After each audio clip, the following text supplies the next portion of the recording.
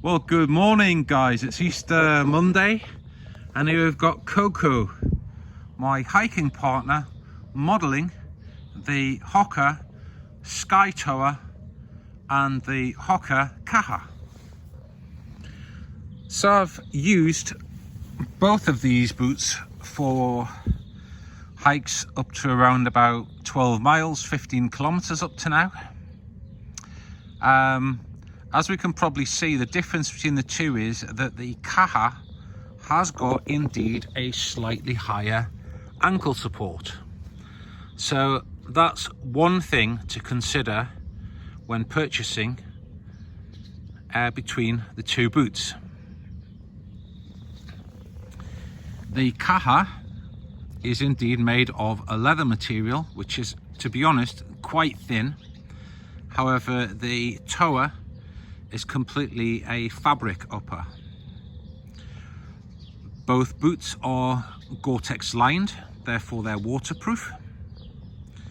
And as you can probably see, the Kaha has round laces opposed to the Toa, which has got flat laces. Personally, I don't really have a preference.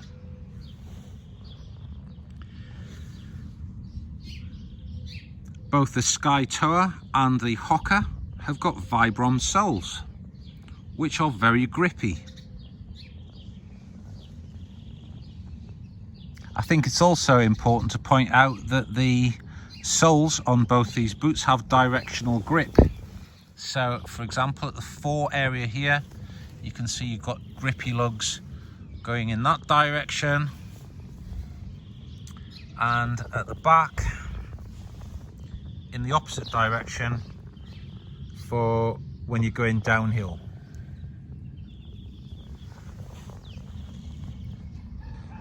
So here's both boots from the side. Now, I must admit, when I used my Kahas on a 15-kilometer hike, I got a very strange blister on the side of my heel in this area here, and I actually ended up taking out the insole, and there was a little ridge on the top of the insole. I don't know if it was that started the blister, or this configuration here of the sole, the way it goes up and down there. I haven't had that problem with the Sky Toa.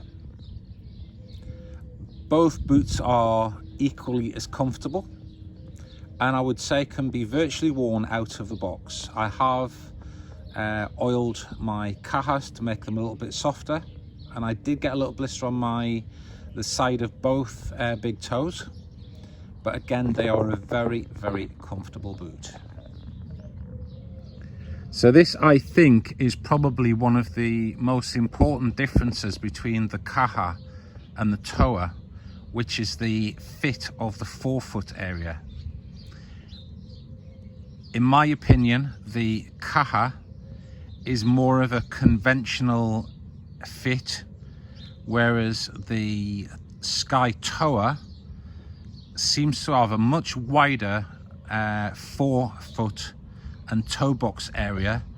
I would say probably very similar to the Ultra footwear, which I don't own, but I've tried a pair on.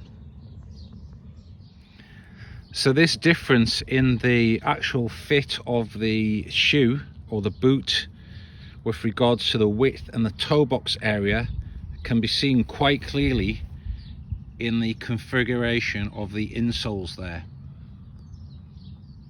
So you can see, for example, the Sky Toa has got a much wider toe box area compared to the Kaha, which in my opinion is more like a conventional boot or sole shape.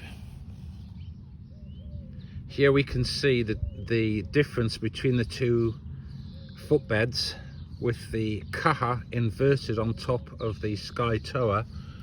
You can see the area of the foot box, or the width, is wider here, giving more room to the toe box in the Sky Toa.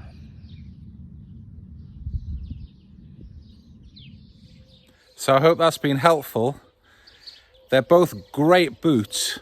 I think if I was trekking in the winter over possibly rougher terrain, I would probably take the Kahas. If I was trekking in the summer and it was going to be drier, I think the Toas would be my first choice between the two. But overall, I do prefer the fit of the Toa because it's got that little bit extra width at the front. It's got the bigger toe box, and I don't really miss the additional ankle support that you would get with the higher ankle of the Kaha. So between the two, my preference is the Sky Toa. I hope that's helpful if you're looking at buying one of the two boots. If you like the channel, subscribe or hit the bell. Stay safe.